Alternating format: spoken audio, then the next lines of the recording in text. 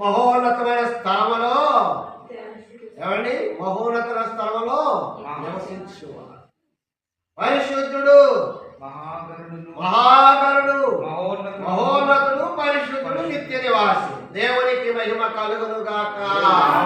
ఎంత గొప్ప దేవుడండి, ఎంత గొప్ప ఉన్నతమైనటువంటి నివాసములో స్థలములో నివసించే తండ్రి అన్నారు. ఆయన సింహాసనం ఎక్కడ ఉన్నదండి? మహోన్నత స్థలములలో ఉన్నది. అది దైవజనులైనటువంటి మన దైవజనులు దేవదాసయ్య గారు మరి అన్ని లోకముల కంటే ఉన్నత లోకమున సన్మృతులు కొనుచున్నా అని స్తుతించారు. ఒక క్షణం పాడుకుందాం. అన్ని లోకముల దేవా దేవా దేవేనున్న దేవా దేవా దేవా దేవా దేవేనున్న దేవా పావన స్తోత్రములు పరలోక దేవా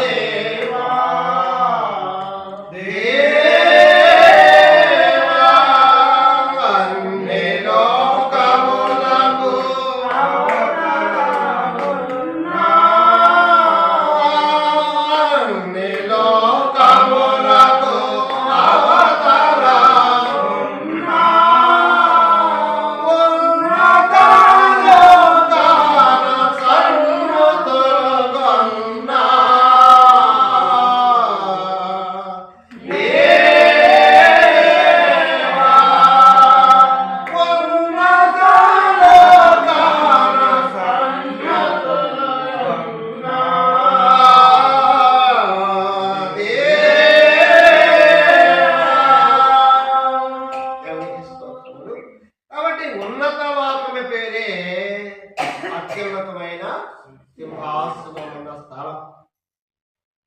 ఈ మహాగణుడుగా ఉన్న దేవుడు మహోన్నతుడుగా ఉండి పరిశుద్ధుడుగా ఉండి నిత్యము నివసించు వారిగా ఉండి ఆయన నివాసం చేస్తూ ఉండగా అక్కడ ఉన్నటువంటి ఆయన పని కొరకు, ఆయన స్తుతించేదాని కొరకు, ఆయన ఘనపరిచేదాని కొరకు పరివారముగా ఏర్పాటు చేయబడినటువంటి సైన్య సమూహము చేత దేవుడు స్తుతించబడుచు ఉన్నారు.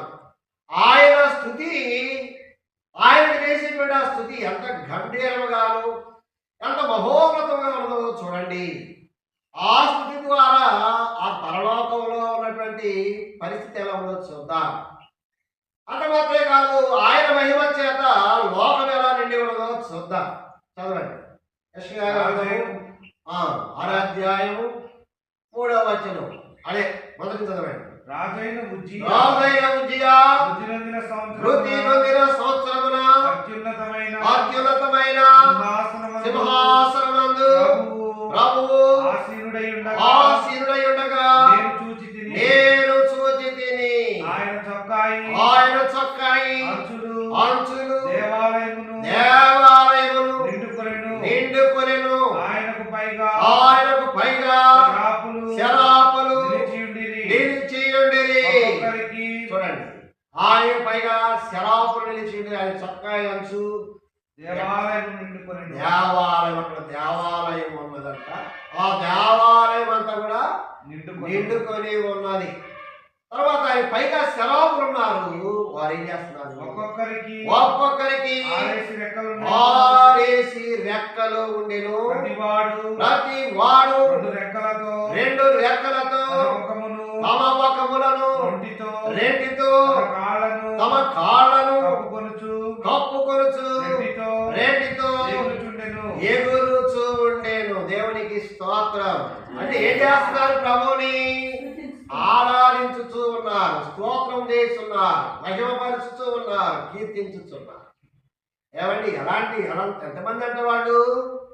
ఏమండి చాలా మంది, లెక్కకు మించిన వారు, మన లెక్కకు మించిన వారు. అది కోటాది కోట్ల సైన్య సమూహం, మహాదూతలట వారి పేరు. ఒకటి శరాపులు రాయబడింది, రెండవది కెరూబులు అని రాయబడింది. ఒక్కొక్కరికి 6 రెక్కలు ఉన్నాయండి. ఏం చేస్తున్నారు? 4 రెక్కలతో, 2 రెక్కలతోనేమో వారి ఎవరి మొహం వారే కప్పుకుంటున్నారు.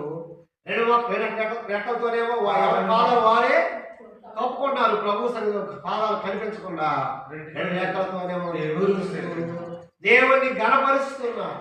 ఏమని కనపరుస్తారు? వారు సైన్యములకు అధిపతి. వారందరూ కలిసి ఏం చేస్తున్నారు? పరలోకంలో ప్రభు సన్నిధిలో సైన్యములకు అధిపతి యెహోవా చూడండి, పరిశుద్ధుడు పరిశుద్ధుడు పరిశుద్ధుడు పరిశుద్ధుడు పరిశుద్ధుడు సర్వలోకము సర్వలోకము ఆయన మహిమతో నిండి ఉన్నది. ఏమండి చూడండి, వాడు చేస్తున్న గాన ప్రతిగానాలు స్తుతులతో ఏమని కనపరుస్తున్నారు? సైన్యములకు అధిపతి దేవుడు యెహోవా పరిశుద్ధుడు, ఆయనే యేసు, ఆయనే పరిశుద్ధాత్మ తండ్రి లేక దేవుడు. ఒక్కరే ముగ్గురు, ముగ్గురే ఒక్కరు. ఈ దేవుని గణపరుస్తూ వారు స్తుతిస్తూ ఉంటే ఈ 3 రకాలుగా 2 చేతులతో, 2 రెక్కలతో బొకాలు కప్పుకుంటున్నారు, 2 రెక్కలతో పాదాలు కప్పుకుంటున్నారు, 2 రెక్కలతో ఎగురుచు గణపరుస్తున్నారు. స్వరంతోనే గణపరుస్తున్నారు, 2 రెక్కలతోనే ఎగురుతూ ఉన్నారు. వారి యొక్క స్వరండి వారు ఏం చెప్తున్నారు? సైన్యం కలిపి యెహోవా పరిశుద్ధుడు ఏమంటారు? పరిశుద్ధుడు పరిశుద్ధుడు పరిశుద్ధుడని సర్వలోకము అంత మాత్రమే కాకుండా సర్వలోకము ఆయన మహిమతో. ఏ లోకం అండి?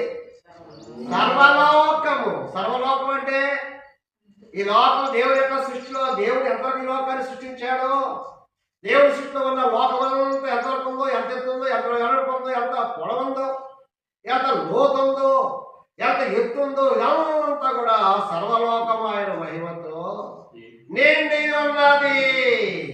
ఏమంటాడు? సర్వలోకము ఆయన మహిమతో నిండి ఉన్నది. చూశారా? కాబట్టి దేవుని మహిమతో లోకం ఉన్నది, కానీ మానవ యొక్క హృదయము దేవుని మహిమతో నిండి ఉండడం లేదు. ఉంటుందా? 3వ అధ్యాయము ప్రకటన గ్రంథం 3వ అధ్యాయం 20వ వచనంలో దేవుడు మాట్లాడుతూ ఉన్నారు. మన ప్రభువును మన రక్షణ యేసు ప్రభు అంటున్నారు, ఇదిగో నేను తలుపుల వద్ద నిలుచుండి తట్టుచున్నాను.